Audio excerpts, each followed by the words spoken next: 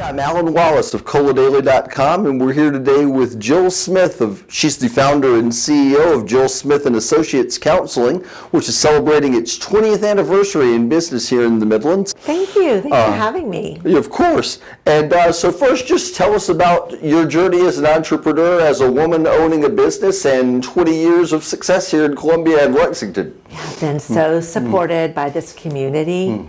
And I think the way that I like to tell the story the best is to say that when I first became a therapist, I was so dedicated to learning all I could and really being the best therapist that I could possibly be. That's great. And then I found that I had way more clients coming to me than I could possibly handle. So I started to think about hiring people. And when I did that to form a group practice, I then decided I need to be the best possible business owner and manager and CEO that I could be. So that's great. I've gotten to practice both. Oh, that's still wonderful. have a lot to learn, of course. I feel like the learning never ends, especially in a, I don't even want to say business, a practice like something like mental health, right? Absolutely. And you have, I believe it's 15 employees now, associates? That's great. We do. And I know you've got the office in Lexington and in Columbia. You're moving to a new space. Tell me about the new place. So excited. Lexington has always been our biggest sort of flagship office. Sure. We had a small office in Columbia, but we've outgrown that. Oh, that's a good problem to have. I'm so excited and so grateful. So we bought a building on the corner of Bull Street and Laurel Street, and we've been renovating it for 6 months. Oh, that's great. And we move in next week. Oh, exciting. Wow, that's great. And again, right here in the middle of Mental Health Awareness Month, everything kind of comes together. So speaking of the mental health, and we'll get back to your business in particular in a bit, but National Mental Health Awareness Month, and obviously that's the point, is to make people more aware of a thing that I know you know way better than I do, of course, but has been a thing that people haven't always historically been open talking about, but it affects so many people. 1 in 5 adults experience mental illness each year, and the numbers are even higher among young people. Suicide's the second leading cause of death among ages 10 to 14, which is just terrifying, of course. So what should people know, first of all, just in general, about mental health? Yeah. Well, you're absolutely right. We didn't used to talk about it very much. In fact, it was kind of taboo. Sure. And things sure are changing. I think it's a lot of things. One of them, the pandemic. Sure. That might have been one positive about the pandemic is that we were all suffering together, and so we all started talking together. But now we are really becoming aware that mental health is just a part of physical health. Right. And taking care of ourselves, taking care of the way our mind thinks, the thoughts that we ruminate on all day long, taking care of the way we feel, noticing our behavior choices is just a healthy part of being a tuned-in person. Oh, that makes sense. Yeah. And then when you put it that way, it doesn't sound any different. It probably really shouldn't be any different than taking care of your teeth or watching what you eat or anything like that. It's just all health, right? Absolutely. It's all health. And we're doing, I think, as a society, better in all areas. Like you just mentioned, we're really tuning into how important exercise is and how important having a primary care physician is. And having your annual checkups like your colonoscopy and so on. And so I think it's another element of our society becoming more sophisticated, that we're now paying attention to our mental health. And there's a spectrum. There are more serious mental health disorders, of course, like some of those numbers that you just quoted. But we really believe that everybody could benefit from going to therapy and just spending some time checking in with yourself. Sure, that's wonderful. And so that leads me to, what kind of clients do you see? Who's coming to therapy? Oh, that's a great question. Well, it seems but everybody is coming. That's great. So at my practice, and at lots of practices around town, we see all ages. So we start at about 5 years old and go up from there. We have a lot of elementary school students, lots of teens, lots of individuals, and a lot of couples. We kind of specialize, or we have a subspecialty at Jill Smith and Associates Counseling of doing couples therapy. Oh, that's great. It's really complicated, and so we pride ourselves on making sure everyone is trained and supported in couples work. That's great. Yeah. And with couples, with everybody, but I imagine with couples too, the couple doesn't necessarily have to have a huge problem to come to therapy, right? It's a maintenance, could just be a maintenance kind of Yes, thing. yes. I mean, the truth is most people do come when they feel like they're in crisis, most Sure. couples. Oh, sure. But yes, we would love for more couples to come just as a maintenance. Right. It's a Or great if maybe word. there's a small problem and they want to keep it from becoming Keep it a small. real crisis. Yes, Yeah. yes, because it's hard being in a long-term relationship. It's very Yeah. challenging, and so there's no shame in asking for help. Oh, that's great. Yeah. And when people ask for help, how does it help? How does therapy help people? Oh wow, I love talking about this. That's and great. It's kind of esoteric and magical and hard to describe. Sure, because it's not a like losing weight or something you can put a number on, right? Right, you can't really just like sort of give homework or say do these 3 steps. Sure. But there is something about finding a therapist that you relate to and building a relationship with that therapist week after week. That's one of the things I'll kind of say a little side note that at our practice we really do believe in consistent appointments, and our therapists are very, very important. It's very important to us. It's one of our main tenets to not cancel appointments, to keep our commitment to meeting you when we're going to meet, so we're there ready to work when you come in. But going back to your question, there's something about that consistent building relationship with someone you trust and knowing that you've got time to talk things through, and the emphasis is really just on you. So it's very freeing to be allowed to just think about what's working in your life and maybe what isn't working, Sure. and why isn't it working, and what could you possibly consider doing differently, Right. and how to do that. We get stuck in our ways, so it seems easy. Well, if something's not working, just change it. But it's a lot harder than that for most of us. Certainly, yeah. Yeah, so we have to kind of talk it through and spend time in that. Oh, absolutely. And again, like you said, that's no different than any other part of life. Physical stuff too. If the doctor says, hey, you need to get more exercise, that's easy to say, but it's not an easy thing to actually make happen. Yeah. To make happen and to make happen on a consistent Right, basis. exactly. Yes. And so when we were first talking about your business, you talked about wanting to be the best therapist you could be and the best business owner you could be. Yeah. And then you were just talking about consistency and keeping appointments. How does someone know they've found the right place with a therapist, with a practice? What should you look for if you're... Because I'm sure it's not one size fits all, of course. Right. So what should a person look for in a therapist, in a practice? Right. Well, 2 things come to mind. I think it's that gut feeling that you have. Sure. Just like when we're looking for a doctor or a massage therapist or whatever.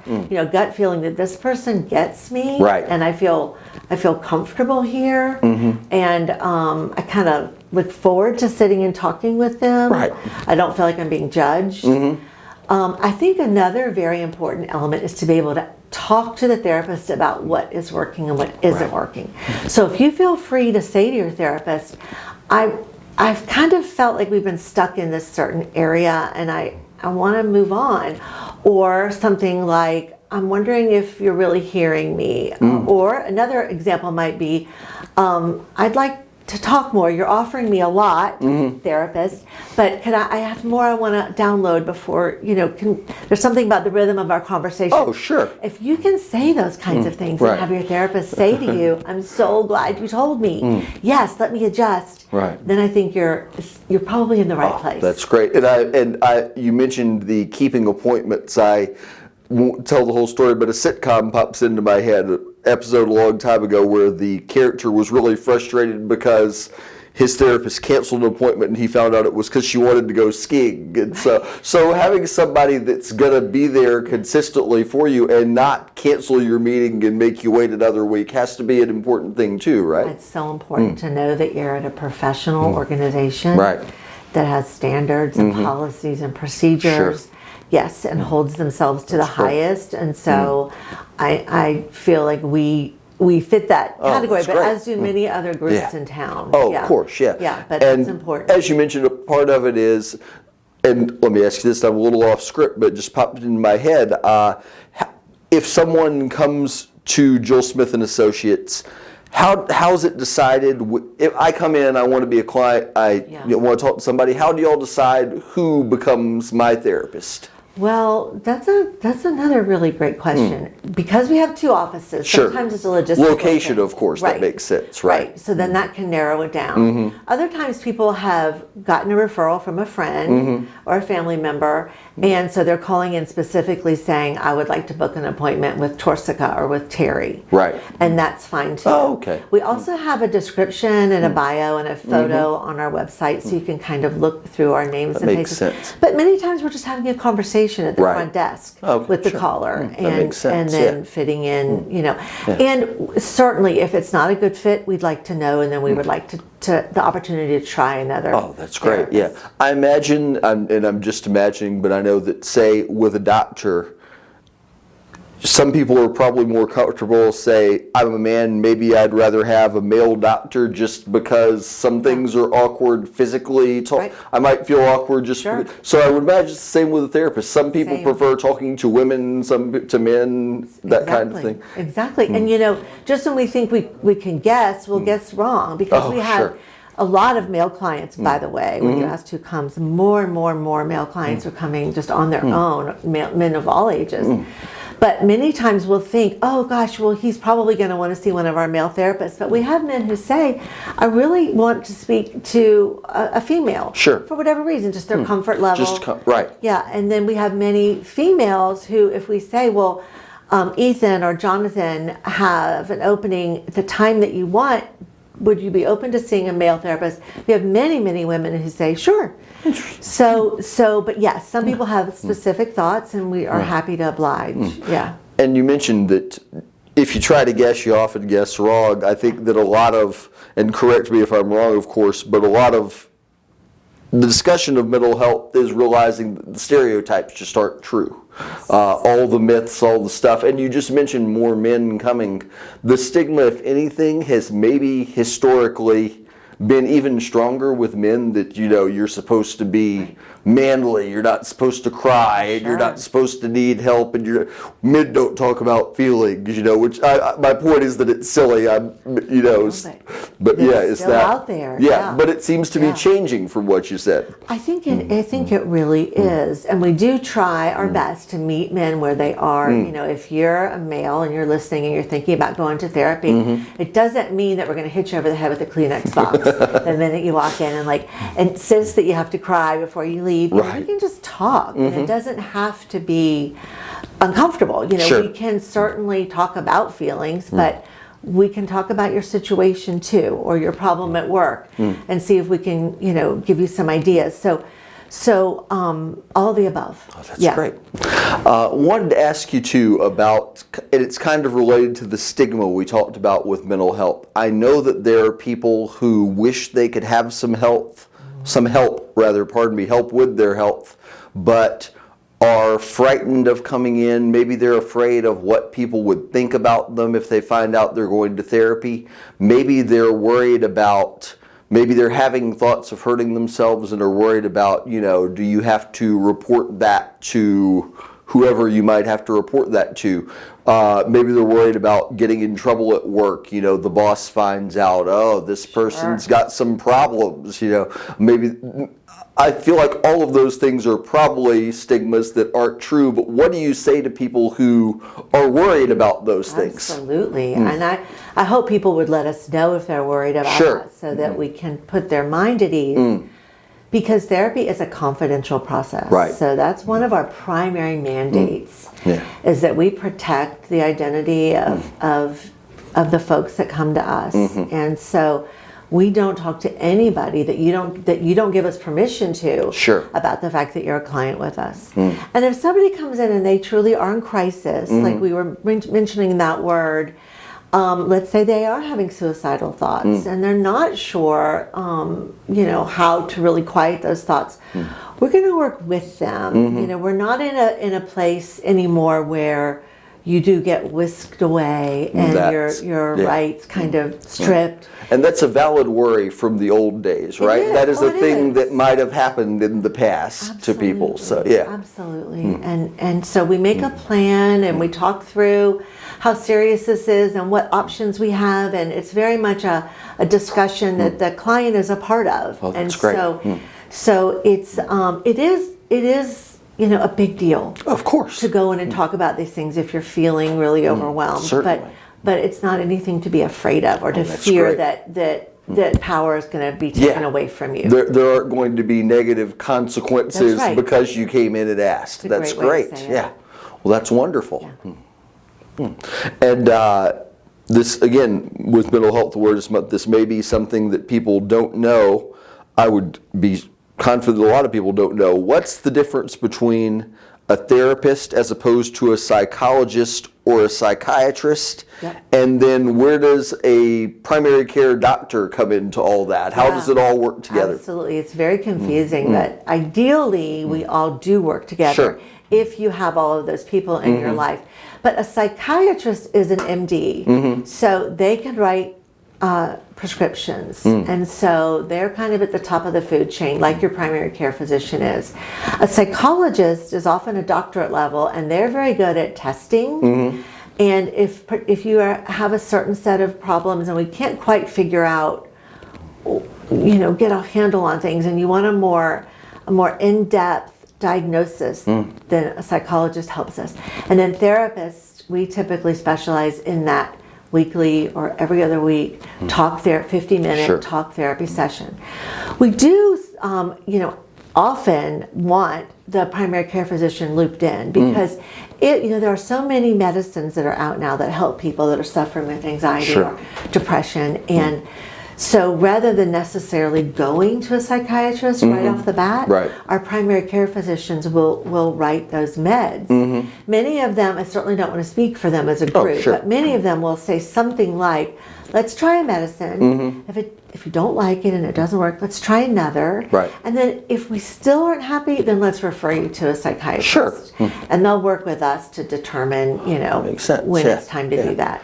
And I imagine that some people have a primary care physician and come to y'all and then maybe have a psychologist or psychiatrist, but anyone could come first, right?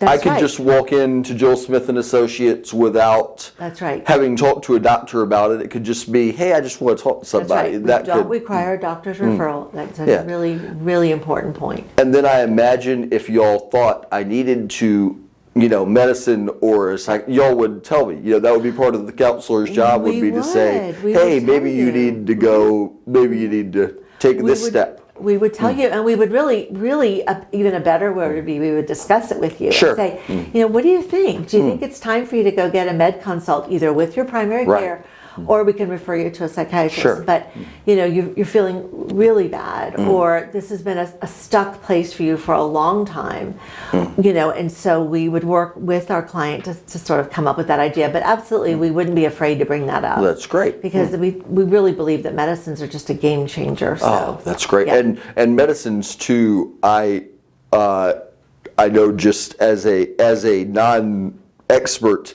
have changed a great deal. A whole lot of progress has been made there in the last few decades. Yes. We are so lucky because you're right, our medicines keep evolving, and now we have a huge group that have very, very few side effects, but excellent efficacy and excellent improvement. Oh, that's great. So we're living in a very lucky time. Oh, that's wonderful. In that regard. Yeah. And how do people? I shouldn't say people. Well, yes, people. How do clients know, and I guess that talking with them is part of where y'all come in, but it's also part of Mental Health Awareness Month. How do people know whether this is a crisis, whether there's something urgent happening here, or maybe, the difference between, I'm just making up an example, I'm really sad. I wish I was less sad. I want to talk to somebody about being less sad. Where do you find the difference as me as a potential client or as y'all as counselors between that and someone who is in danger perhaps? Wow, that's a good question. You've got a lot of really good questions. Thank You know, well, first of all, I want to say that we want to see all of the people that you just described. And so you don't have to be in crisis. I might have made this point earlier, but you don't have to be in I crisis. don't think it hurts to repeat it, though. I think that's maybe the thing that people don't know, that it doesn't have to be an emergency. It doesn't have to be an emergency. But when you come in, we do have several assessment questions that we ask everybody to determine if, in fact, you need a higher level of care right away. And if our client is feeling unsure if they can keep themselves safe, then we're going to work out a plan right then and there, and let them know what's available in the community, and scoop in family members and get something going so that we don't ignore that. Yeah. So if a person listening to this interview or reading the story out in Cola Daily a little later is considering therapy for the first time, what should they do? Is it as simple as pick up the phone? Should they be Googling? I imagine insurance is probably a factor too. What's the process like? Yep. There are some really good sites out there. One is Psychology Today. Psychology Today. Yeah. Another that comes to mind is Find a Therapist. Oh, interesting. And you can put in your zip code here in the Midlands, and then lots of different options will pop up. Oh, very nice. And our company has a website, and so you can certainly look at our website. Of course. Call our phone number, and we're happy to say that you're going to get someone to answer the phone during the weekday hours. Sure, you'll get to talk to a human. You're going to get to talk to a human right off the bat, and we'll talk about how it works at our practice and what availability we have. We can usually get somebody in the same week or the next week because we're larger. That is a nice thing. Yeah. I know that everyone knows this. Like if you're looking for a primary care physician, that can often be a big obstacle. That's right. Hey, I've heard good things about this practice. Call them and we'd love to see you. You good in November of 2026 possibly? And so good to know that there is help to be had quickly. Yeah, whether it turns out to be y'all or somebody else, that you don't have to wait a long time. One other thing I meant to ask you about earlier, with parents, how do you know as a parent what's something you might see? You're a parent. What's something you might see as a parent what's a sign that you should be getting your child some help? Because I'm sure that's even more complicated than an adult deciding for themselves. Yeah, is trying to figure out, hey, does my 5-year-old need to see somebody, or are they just or is it just 5-year-old stuff? Yeah. Right. And sometimes we really don't know, and it's okay to not know. It's okay to just say, I want to have a consultation with you at the therapy office, or bring my son in, and we'll kind of figure this out together. Oh, that's great. But I think a couple of things come to mind around that. Many times our children, we're learning, will actually ask their parents for therapy these days. So they'll come in and say, Mom, Dad, even the elementary school kids, I'd like to go talk to someone. Therapy is becoming a part of our lexicon in our society. So again, society changing, as you said. That's great. But then another big one is if you see some change or some behavior that's getting in their way, it's really getting in their way.